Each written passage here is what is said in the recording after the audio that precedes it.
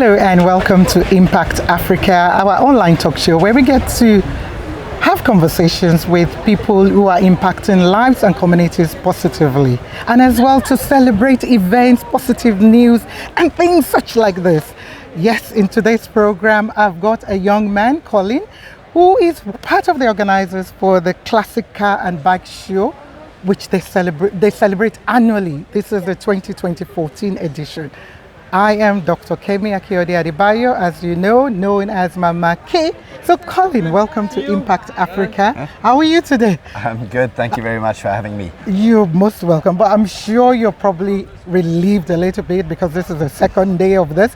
Tell us, how did this start, when did it start, and what is it all about? So the Classic Car and Bike Show started a little more than 20 years ago, and it's always been a charity show, and it's one of the main fundraisers for the IPA, the International Police Association.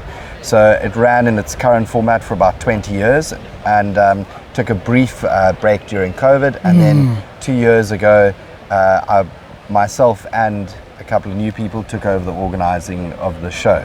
So at the moment it's still a great fundraiser for the IPA, but we also raise funds for charities like the Kaylee campaign and about 10 other charities. So the whole show runs around volunteers, people donating their time, people exhibiting their cars. You know, everybody does this, you know, for a good cause and to both further the interest in classic and, you know, interest in cars, as well as to do great things for charity and raise a bit of funds. Wow, that is impressive. Yeah, people that we like who are putting back in the community and impacting lives positively.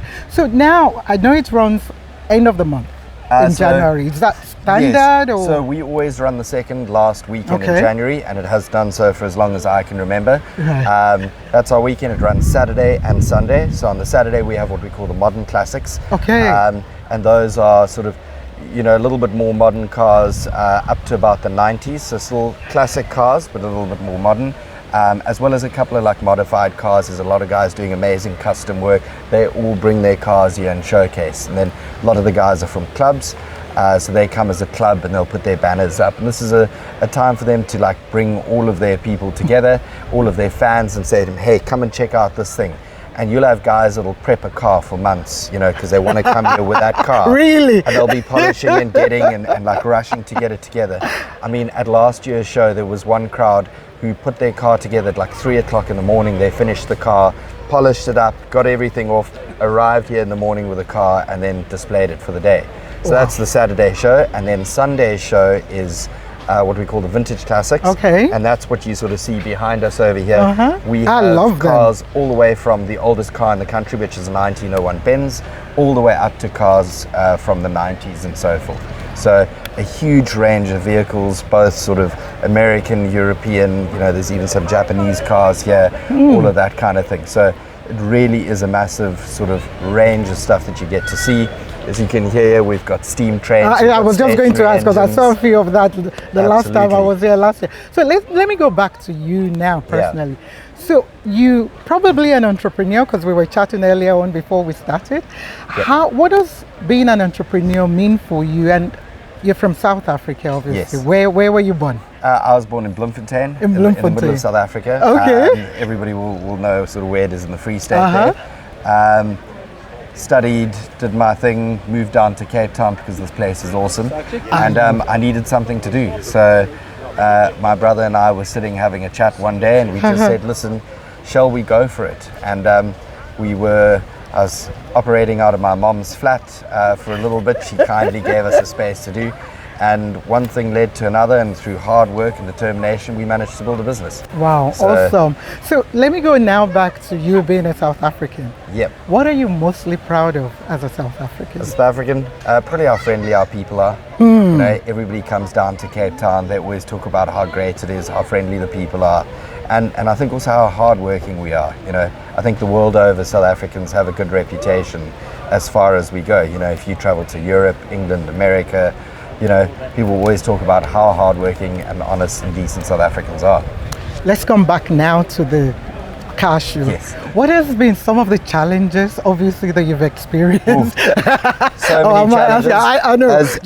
Just share some, because we're trying to let people know when you do events, when you see things and you attend, there's so much hard work being put into it. One of the big ones is obviously because we all volunteer, nobody's paid to do this. A massive challenge is doing this after hours or in between your day job and trying to balance that work and home life and all the rest of it. So that's a big challenge. The other one is obviously trying to help everybody. The other challenge is obviously trying to make sure that everybody gets an equal opportunity at the show. We don't only want one type of car, so you've got to get a few of these and a few of these and a few of those. So it's just logistically planning a show of this size. There's a lot to take in. There's many moving parts, so you're dealing with lots of different clubs, lots of individuals, and lots of personality, because the ones are like, nope, my car can be here, it has to be here. Absolutely, and everybody would like the prime spot in the show. Or a place like this, all your vendors want the prime spot. Right. So it's also about finding a good balance of, what is it that they actually want and what is it they actually need, and trying to give them the best of both worlds, so that also works within the show as a whole. So what for you, because you obviously, this has been running for over 20 years. I don't know when you joined or when you volunteered. It's sort of about 2 years in now. Okay, you're 2 years in, my word, and you're already into it already. What for you will be the biggest achievement or success that you think for you guys in terms of either the funds you've raised or the numbers of people that turned up? What would you say as your success story? For us, a success would be to get funds in for charity. The show has a massive legacy, and pre-COVID it did really well, so we'd love to carry on the legacy of Joe Hay-Salmon, who organised the show before me. And just really supporting charities. These guys are always desperate for money, and people don't donate as freely as they once may have done. So I do believe it's our responsibility, shows like this and scenarios like this, to donate where we can. So that would be something that I think I'd love to see continue for as long as the show is here, to keep the show in its current format with the types of people that go, and to keep the show donating money to charity. Awesome. You know what? We'll be right back.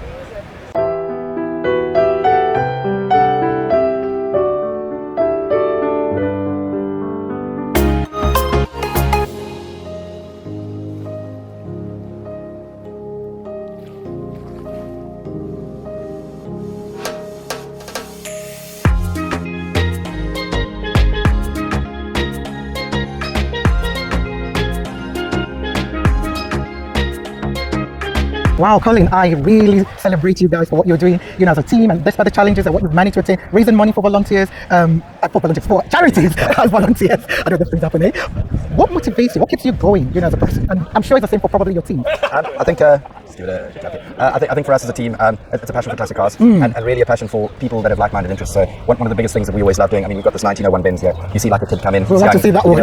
and he's never seen anything like it. You see like guys' eyes light up. You can just sometimes see like the fire's been lit, and that guy might carry this forward with him. So for us, it's a huge thing to get people interested in the hobby, and then to preserve our classic cars, because if we don't, in 30 years' time, there's not going to be anything left for our kids. So we love to see guys get keen, get involved, get motivated to restore these cars, and then mainly to use them, because they don't do any good sitting in your garage. You've got to get out, you've got to drive them, you've got to go out with like-minded people. As a person, what do you value most? Three things. Just 3 things. Randomly. Community, family, and hard work. I know it sounds strange, but I love that. I love that. I can relate very well. I love that. So what does leadership mean to you? Because obviously, I don't know, how many volunteers do you have? We probably have around 80 volunteers. Wow. Did you hear that? 80 volunteers. Wow. Yeah, that's just off the top of my head. No, I know, but still, volunteering their time, their resources and everything. So what does leadership mean to you? For me, it means leading from the front. I've always been a person who sort of leads from example, and I always believe as a leader, you need to put yourself second. You are there to manage the team and manage expectations and what it is that they need to do. But in order to do that, you need to take yourself out of your role, and you almost need to say, well, let me look at it from over here. Let's see what everybody needs, and let's give them what they need. And also just never doing anything that you wouldn't ask yourself. Never asking anybody to do anything that you wouldn't do yourself. So what qualities as a leader must you have? Patience. Patience above all else, because as with everything, people have varying personalities. I myself can be difficult on the odd day, and so can people who are working around you be difficult on a certain day. So you've always got to take a little bit of patience and understanding and empathy.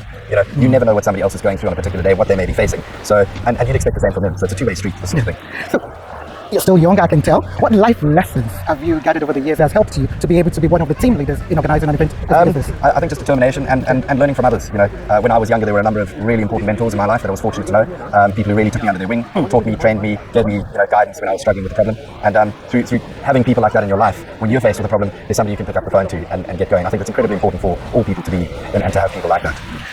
I have one last question, but I don't want to move away from that mentorship you mentioned, because we work with young people, women and people in the disadvantaged community.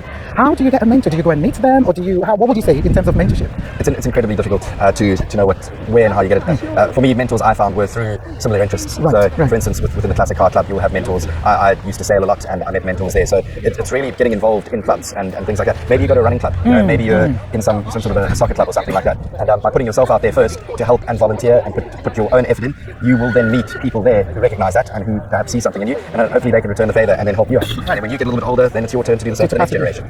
My final question. I know, South Africa and across Africa and even around the world, we're dealing with a lot of issues: poverty, unemployment, crime, and so on. What for you means a lot to you passionately? A social issue. Social issue for me. Yeah. And what are the solutions to that? I don't know the solution necessarily, but for me, one of the major issues will always be education. If you educate people, you empower them, and you empower them to make good choices for themselves. And then in turn help their kids, who can help their kids, and so on and so forth. If you look at many of the developed countries, some of the things they've done, their educational systems really help them out. And it's something that I hope, in all of our developing countries, that we can someday do as well. In closing now, I finished, trust me, because I know if for you to stay this long, I'm like, somebody will probably need you. Thank you for your time. We really, really appreciate it. And we wish you guys all the best. We can't wait to come next year to do a full 2 days. But I have actually a request. I just thought about it when we were speaking. Would you entertain us if we can get transport, or maybe you can find through your contact, to get some young people from disadvantaged communities to come on these 2 days, even if it's an hour or 2 hours a day, for free, if we can organize that? Either they could come in, or if they were wanting to get a little bit of work experience or something like that, we could get them to help out with the show. Like I say, we're always looking for volunteers, and they would be most welcome to come through. I love that. So that's a deal. You're on camera. Absolutely, make contact with us next year. Okay, no, we will definitely take that one. So in closing, I want you to just give words of encouragement to anyone you want to speak to, but we normally work with young people, women and so on, but I want you to look in the camera to just give them a word of encouragement.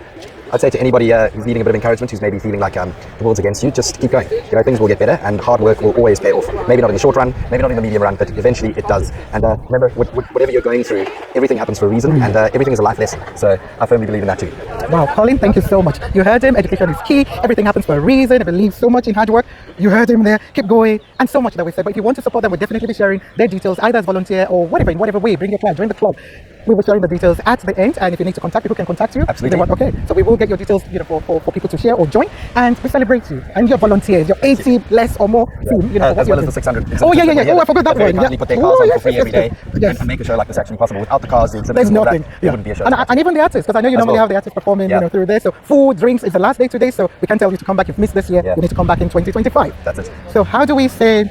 Let me give you a difficult one. How do you say I love you in Afrikaans? There you go. We love you. Till next time. This is Mama K signing off saying stay safe, stay blessed. Love you all. Remember, God is love.